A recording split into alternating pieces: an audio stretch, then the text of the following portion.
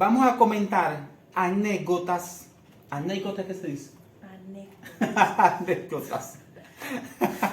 Esto lo vamos a dejar. Anécdotas de cuando nosotros. Con de anécdotas. Anécdotas. De...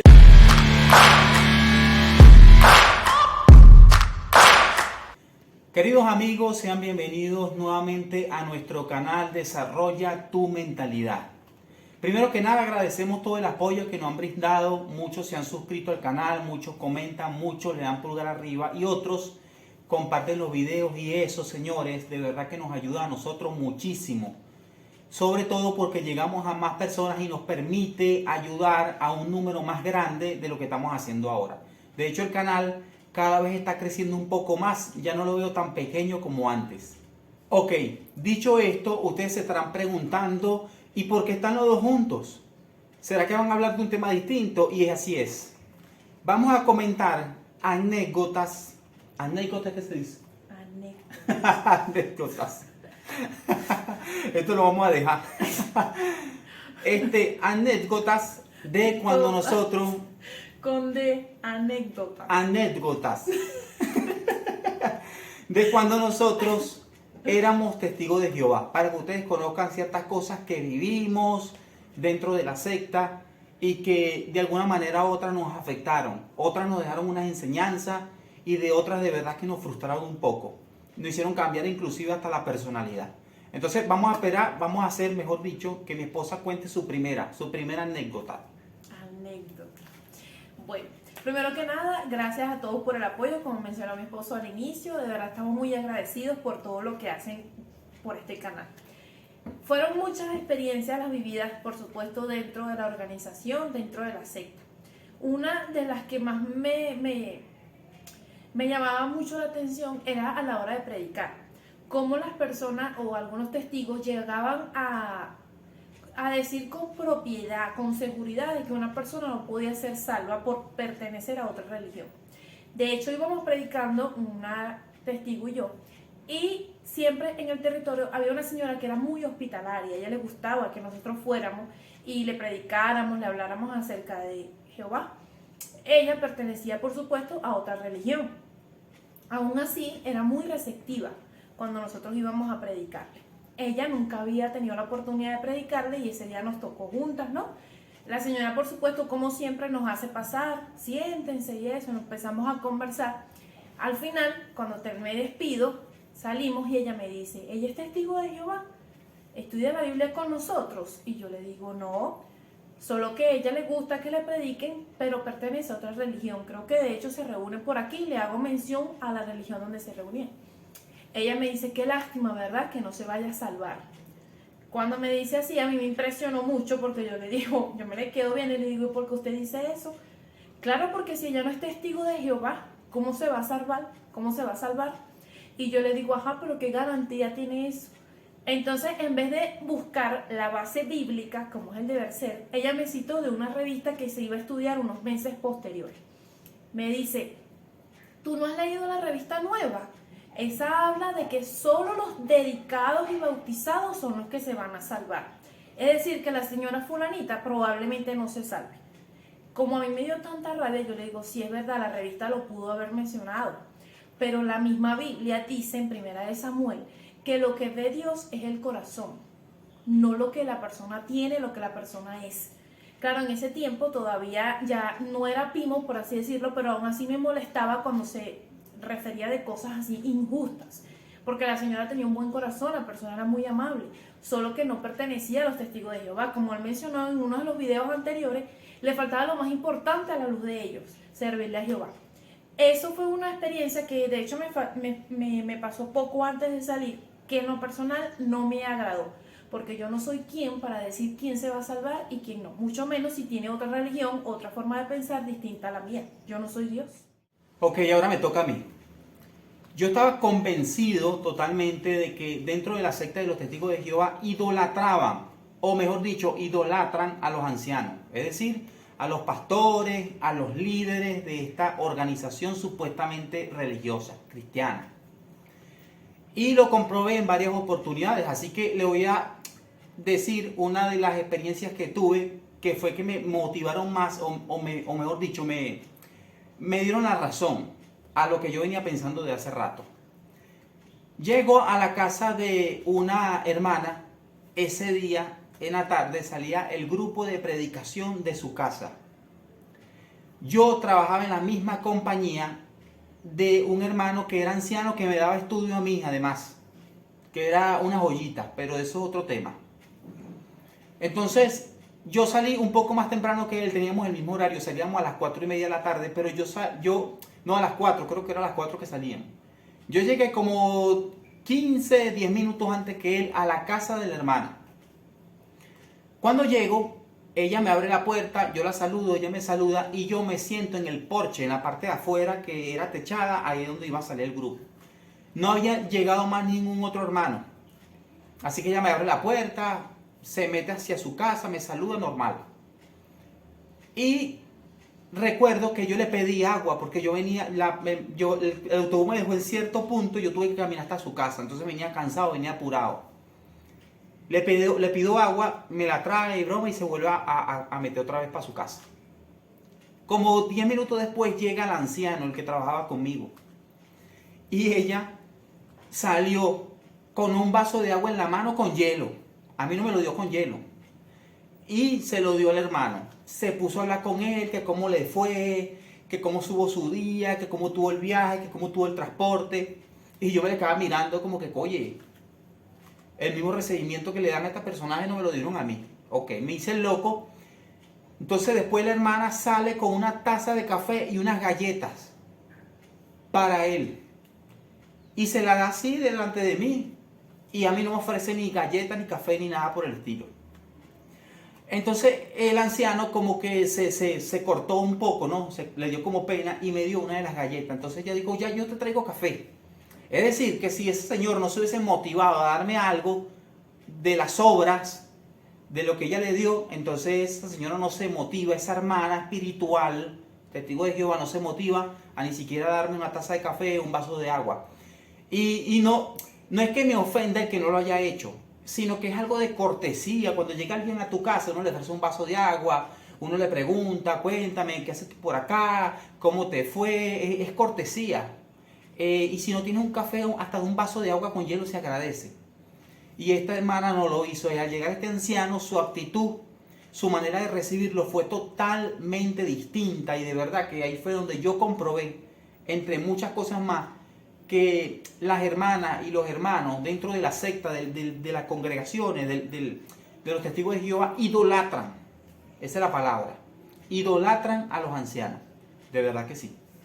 No es que con esto se vaya a malinterpretar que quizás él sintió celo por el anciano o algo así. Lo que cae mal es quizás las muestras de favoritismo, cuando tienes, por así decirlo, ciertos privilegios, a los ojos de ellos, por supuesto. Entonces, si no hay café para dos, no des nada. Pero a veces se veía la diferencia notoriamente cuando llegaba un anciano, cuando estaba un anciano, o incluso cuando llegaba un precursor o una persona, sencillamente un publicador. Se ve la diferencia, se nota. Otra experiencia es cuando nos íbamos a casar. Ustedes saben que uno tiene que hablar con los ancianos para el discurso de boda y todo esto. Como los dos éramos testigos, precursores y todo esto, habían en ese tiempo dos ancianos. El coordinador y otro que vendría siendo el secretario. Nosotros obviamente no estábamos muy de acuerdo con nuestro matrimonio, nuestro noviazgo, pero nosotros seguimos adelante. Haciendo los preparativos, todo esto, buscamos la fecha, que justamente era el 28 de marzo. Cuando nosotros tenemos la fecha, días antes, por supuesto, hablamos con el anciano, el secretario, que le teníamos mucho aprecio, pues el hermanito, nos sentamos los dos juntos con él en la sala auxiliar y le comentamos. No fue en la sala auxiliar, fue en la predicación, ¿no? Ajá. Bueno, le dijimos que ya teníamos fecha y eso, que si era necesario hablar con el otro anciano. Él nos dijo que no nos preocupáramos y que ellos iban a pasar una carta pidiendo ese día el salón para que estuviera libre y así podernos dar el discurso de boda. Eso fue como decirle un domingo en la predicación. El jueves, cuando llegamos al salón, el coordinador nos llama para la sala auxiliar. Él le puso suspenso a la cosa. Nosotros, ni pendientes, Pues no sabíamos qué había pasado. Él nos dice, necesito hablar con ustedes. Nos lleva a la sala auxiliar. Saben que para los que no saben, la sala auxiliar muchas veces la gente le tenía miedo porque cuando iban para allá era para regaños, comités, juicio y cosas como ese. Cuando el anciano nos dice, que eso me sorprendió tanto, que si ya nosotros teníamos la fecha, nosotros le dimos que sí, que ya habíamos hablado con el otro anciano. Él así, un poco jocoso, dice, pero es que ustedes tienen que hablar es conmigo porque el coordinador soy yo. Eso también nos cayó así como un balde de agua fría porque, o sea, se supone que si somos un cuerpo de ancianos, indiferentemente con el que tú hables, el otro se lo comenta. Yo no le veía nada de grave. Bueno, ese señor se sintió ofendido porque nosotros habíamos hablado con el secretario y no con él, que era el coordinador, el que organizaba todo eso. Después que nos habían dicho que ya el salón estaba libre, ese mismo día en esa reunioncita nos dijo que él iba a ver, porque probablemente ese día el salón estaba ocupado. O sea, no solamente se molestó, sino que también quería impedir, por así decirlo, que ese día se hiciera la conferencia de bodas. Cuando ya teníamos fecha, ya nosotros teníamos planificado todo para ese mismo día. Sí, yo me acuerdo de ese momento de verdad. Se sintió, le herimos su ego, porque como no lo buscamos a él directamente, que era el coordinador, él manda más el chivo, entonces él se ofendió, se sintió ofendido. Pero bueno, quizá algún día ve esta entrevista y se pique más. Bueno, señores, otra anécdota es la siguiente. Yo llegué a comprobar que dentro de la secta, muchas de las personas que son líderes, me refiero a superintendentes y ancianos, inclusive a también siervos ministeriales, son no metrosexuales, son homosexuales, son amanerados. Y esto no lo digo, señores, no con duda, lo digo con razón de peso, lo digo con total convicción, estoy totalmente seguro. Yo no tengo nada en contra de las personas que tienen estas inclinaciones, no tengo nada en contra de ellos. De hecho, tengo amigos que son homosexuales, que son gay, no tengo ningún tipo de problemas con ellos. De hecho, trato con ellos, tengo muchos clientes que son homosexuales. Pero dentro de una organización supuestamente religiosa, donde el varón tiene que ser varón y la mujer comportarse como una mujer, y más donde hay una Biblia manipulada y que dice claramente que tú debes imitar a los ancianos, se supone que el anciano debe ser una persona digna de imitar. Que tú digas, oye, me gustaría ser como ese varón, como ese hombre, como ese personaje. Resulta ser que habían en la congregación donde estábamos nosotros, una congregación en Charallave llamada Caguarito, habían dos ancianos. Esos dos ancianos eran homosexuales, no lo podían disimular. Ellos se hablaban así de tú a tú, ellos se hablaban así, cerquitica, se hablaban de esa manera. Y los hermanos lo notaban, sus expresiones, sus ademanes eran de personas que eran homosexuales, no lo podían disimular. Aparte de eso, recuerdo que en esa misma congregación, no mentira, no fue en esa congregación, fue en la congregación donde estuve antes, una congregación en Santa Teresa. Llegó un superintendente a esa congregación a visitarnos. Ese superintendente era soltero. Y ese superintendente, nosotros le invitamos a la casa a almorzar. Bueno, yo me sorprendí que este superintendente era extremadamente amanerado, homosexual, gay. Y señores, no con esto estoy ofendiendo a esas personas que tienen esta inclinación. Pero esto que le estoy mencionando es digno de recargar, porque se supone que si estás en una organización religiosa y ustedes son tan correctos como dice, que hace una persona con esas características que la Biblia condena, según los testigos de Jehová, eso no lo digo yo, teniendo privilegio de esa magnitud como superintendente o anciano, amanerados, dando discurso y dando ejemplo de rectitud y de moral, cuando no tienen franqueza de expresión para hacer tal cosa. Bueno, cuando yo veía eso, yo decía, no, si yo quiero llegar anciano, para ser así, prefiero quedarme como estoy. Porque ese tipo de cosas suceden muchísimo dentro de esta organización. De hecho, para aclarar más el punto, después que nosotros nos salimos de la secta, conocimos a una pareja de homosexuales. Ellos eran vecinos de nosotros. Uno de ellos, que eran amigos, ¿no? Uno de ellos nos comentó que él ya tenía esta inclinación siendo testigo de Jehová y que él tuvo relaciones con ancianos y siervos ministeriales. Eso obviamente me terminó de confirmar lo que ya yo sabía, lo que se veía claramente, y muchos quizás lo veían, también lo notaban, pero se quedaban callados, apoyando la sinvergüenzura. Y como les dije, no tengo nada en contra de los homosexuales, yo mismo tengo muchos clientes, tengo amigos homosexuales, gay, no tengo nada en contra de ellos, pero esto es algo digno de mencionar y quería hacerlo en este video. Bueno, otra cosa que también nos pasó era que hoy en día reconocemos que era Pimo, pero en ese momento más bien nos veíamos como un apóstata. Era un hermano que también era así medio amanerado. Sube la voz. ¿Y por qué me interrumpes? Ah, ¿Qué tú gritas? Te van a venir. Voy a continuar. Otra cosa que nos pasó es que había uno que, bueno, hoy en día decimos que es Pimo, en ese momento lo veíamos como apóstata, es que él también era medio amanerado, pero él tenía un coeficiente intelectual, como dice mi esposo, demasiado, bueno, pues él lo buscaba mucho para sacar discursos y cosas así, le pedíamos ayuda porque él era estudiado y él siempre buscaba unas palabras así todas sofisticadas, y a la hora de sacar discursos, como yo estaba muy nueva, yo le pedí ayuda a él.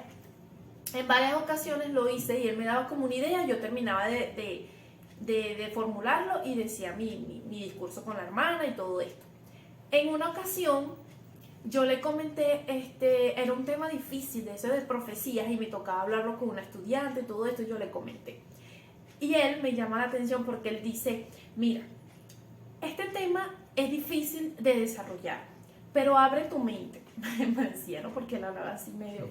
Abre tu mente y te voy a dar los dos conceptos. El que dice la organización y el que pienso yo como fulanito de tal. Y decía su nombre y su apellido. Cuando él hizo eso, a mí me llamó mucho la atención, porque en ese tiempo, por supuesto, era testigo. Cuando él hizo la distinción de lo que hacía, lo pensaba la congregación y lo que pensaba él, yo lo vi como mal, pues, porque yo decía, ¿cómo él va a salirse de lo que piensa la organización si el tema tiene que desarrollarse con lo que ellos piensan o lo que dice Jehová mediante la Biblia? Pues él siempre, no es que llevaba la contraria, sino tenía un modo de pensar distinto y él a veces lo dejaba ver, pero no tan abiertamente porque obviamente, como era Pimo, no lo podía dejar saber así. Él había sido incluso anciano, pero no sé por qué había perdido sus privilegios. Pero no fue la única ocasión, con él también le pasó que siempre nos animaba incluso a estudiar. Era el único testigo que yo conocía que me animaba a no dejar la universidad. Cuando ellos normalmente dicen que nos dediquemos a una carrera corta o un oficio, algo por nuestra cuenta, este hermano en particular me decía que no dejara los estudios universitarios. Y a él incluso también le dijo, o sea, no dejes de predicar, no dejes de hacer, pero ¿no te gustaría también ejercer una carrera aparte? Eso era algo que llamaba la atención porque ningún testigo o no tan abiertamente lo aprueba así. Sí. Voy a cerrar con esta última de mi parte. Y si a ustedes de verdad les gusta esta clase de video, háganmelo saber mediante los comentarios, mediante un pulgar arriba, suscribiéndose al canal. Y si me piden una segunda parte, la mayoría hacemos una segunda parte contando otras historias, otros sucesos que nos ocurrieron. Así nos vamos a dar cuenta que quieren una segunda parte o una tercera parte de esta sección. Ok. Cierro con esta. Cuando estuve dentro de la secta, notaba abiertamente que la mayoría de los ancianos, siervos ministeriales, precursores regulares de tiempo completo, eran palabras más, palabras menos, unos vagos. Es decir, no tenían trabajo, eran mantenidos por el papá, por la mamá, vivían a costilla de otros hermanos, comían y bebían a costilla de otros hermanos. Y yo me preguntaba, ¿por qué razón este tipo de personas, la mayoría, hacen eso? Es que, mire, ningún testigo de Jehová te lo va a decir y si está adoctrinado al 100% no lo va a reconocer. Pero si tú te metes con ojos clínicos, con ojos de análisis a esta supuesta organización religiosa, te darás cuenta de eso notablemente, porque está ahí. La mayoría de los ancianos, siervos ministeriales, personas que sirven de tiempo completo en esta secta, hacen ese tipo de cosas porque los demás hermanos los idolatran de tal manera que le sufragan sus gastos. Le regalan zapatos, le regalan ropa, lo invitan a comer en distintas casas. Básicamente le jalan mecate, para no decir la grosería. Y estas personas, básicamente, palabras más, palabras menos, ven ese tipo de actitudes, entonces ellos no trabajan, ellos no estudian, ellos no buscan la manera de sacar una profesión, de dedicarse a algo en específico. ¿Por qué? Porque se vuelven atenidos. Ellos dicen, bueno, yo cuento con los hermanos. Y a veces son tan descarados que dicen, no, a mí me sostiene Jehová. Y no es Jehová que lo sostenía, eran los hermanos, aprovechándose de los hermanos. Conocí a uno particularmente que de todos los vagos que conocí, ese era el peor, ese era el más vago. Ese era tenía el premio. Ese tenía el premio. Esa era la joyita más joyita de los vagos. Este señor supuestamente había ido a una escuela para siervos ministeriales que... En la escuela, ajá, pero le echábamos broma que él iba a la escuela de Galaad. Ajá. Porque él decía todo el tiempo que había ido no sé para cuántas escuelas. Ajá, no, yo fui para la escuela de Galaad. El hombre casi que se le cae la boca cada vez que lo decía. Y este señor vivía a costilla, tenía casi ya 40 años.